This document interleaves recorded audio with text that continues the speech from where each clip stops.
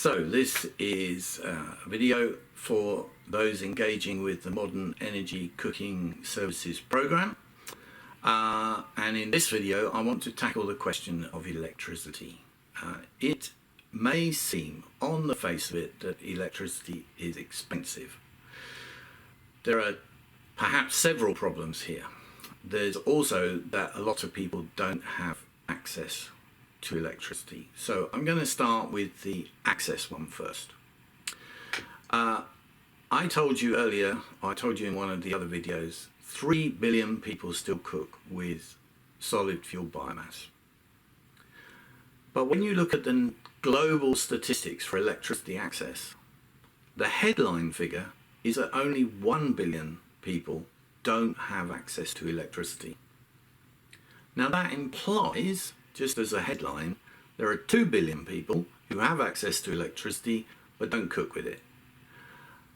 Why? Right, so first of all, there are low-grade levels of access to electricity. So even though the politicians like to say only 1 billion don't have access, actually, I don't know how many, but there's another billion that have access to pretty poor quality electricity.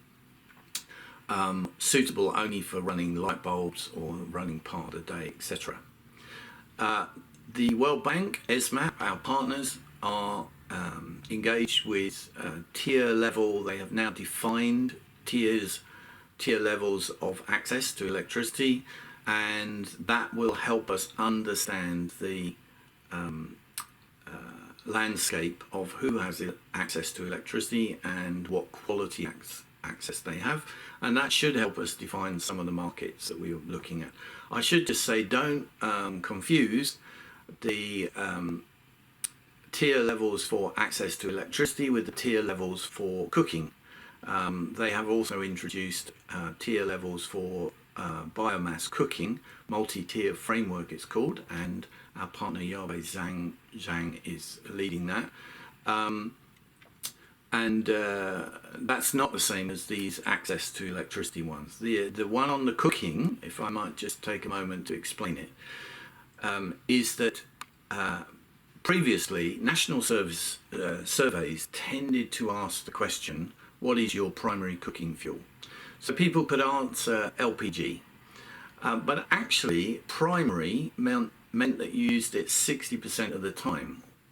40% of the time you were stacking with biomass cooking. And so even the statistics probably over, the conversions to LPG at the moment are not including the health risk from the stacked biomass. So what Yabe and her team have done is they've unpacked where that cooking happens and how that cooking happens and what proportion of that cooking is with various stoves. So again, for instance, you can have a tier 3 improved cook stove, which in the laboratory gives off less emissions than a tier 1 cook stove, a 3-stone fire.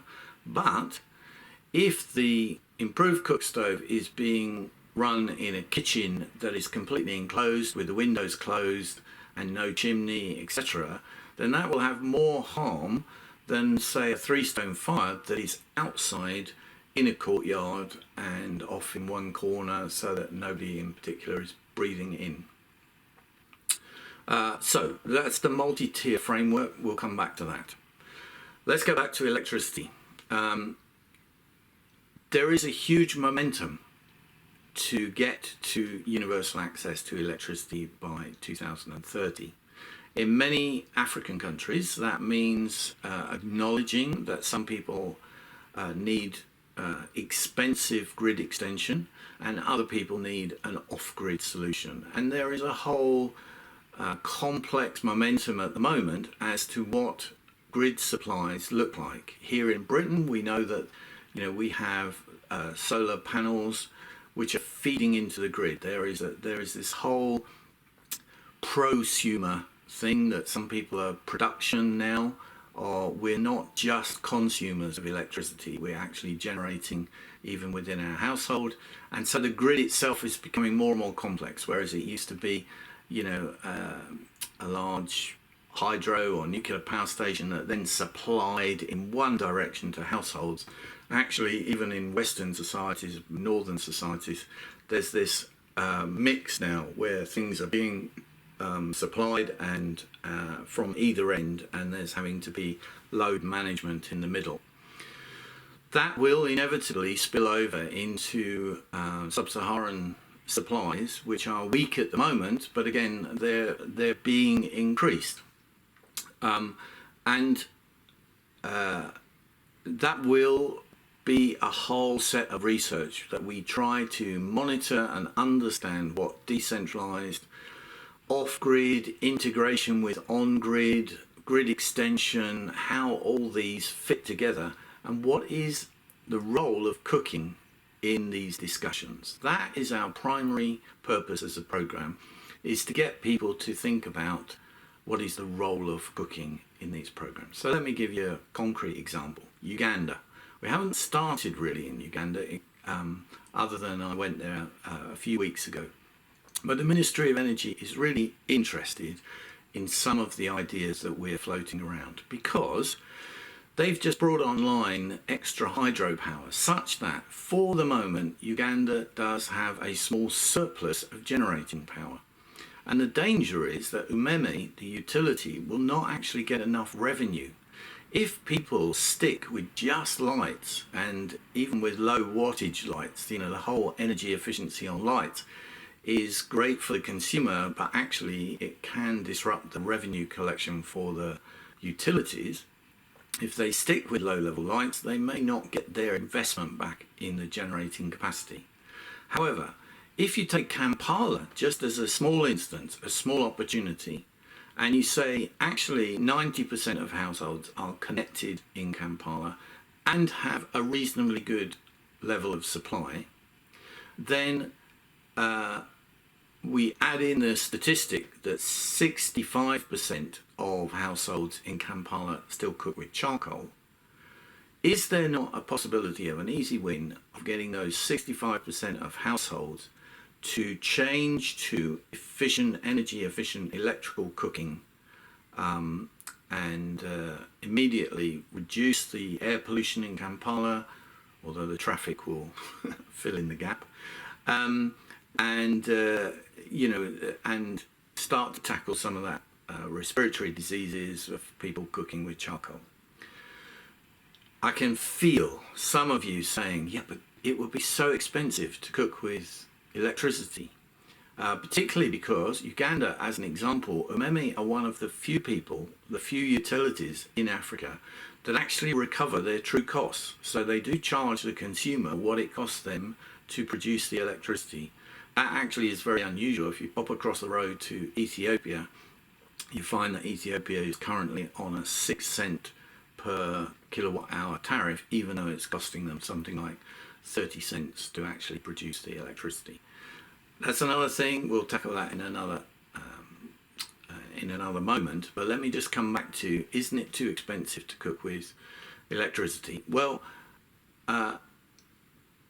no, as long as the cooking can be done on electricity. So what do I mean by that? You will find as you engage with our program that we are very keen on electric pressure cookers. These are commercially available already for AC systems, and we will be developing them for DC systems. They can cook a meal for approximately 1/5 of the energy that meal would take on a hot plate, on an electrical hot plate. And actually, cost-wise, an electrical hot plate is pretty much comparable to LPG and charcoal in a city like Nairobi. And there is the e-cookbook, which you should engage with and look at the potential savings there. Now, the caveat is that electric pressure cookers, at the moment, we don't know how to cook chapatis with them.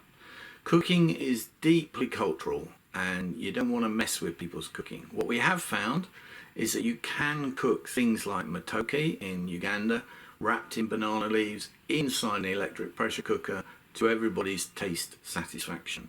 And we do emphasize all the time taste and a cooked meal. Again, if I can take a little sidebar, previously biomass efficiency was always biomass cooking was always talked about in terms of efficiency, the conversion of the energy in the biomass to boiling water. It was actually the water boiling test. Well, actually, there is a lot of water boiling, but more importantly, water boiling is only one part of cooking a tasty meal, and everything else has to end up in tasty meals. Again, I can hear some of you saying, what about the smoky flavour? What about this? We'll come back to that in a minute. Don't worry.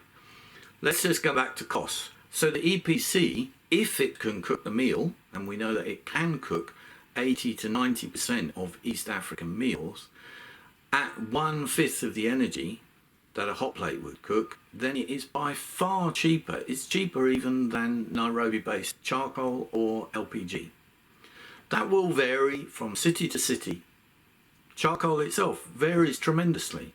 And in each location, we will want to do those series of studies that don't just look at the affordability of the modern energy cooking, but also look at the cultural significance of the cooking, whether the flavors will come out okay, whether people will accept it.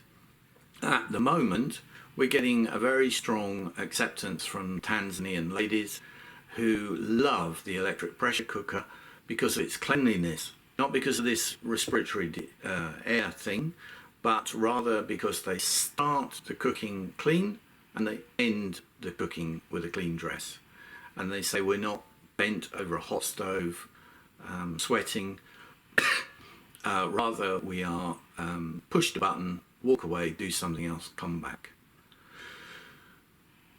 These are all very early days. These are some of our early findings, but the point is you cannot dismiss electricity for its cost. There are virtually no on-grid power supplies that are, when a meal is cooked through an electric pressure cooker, that the cost would be more than all the other alternatives. They are significantly less with an electric pressure cooker, and even if you only cooked half your meals with an EPC and the other half was LPG, you'd still be making lots of savings.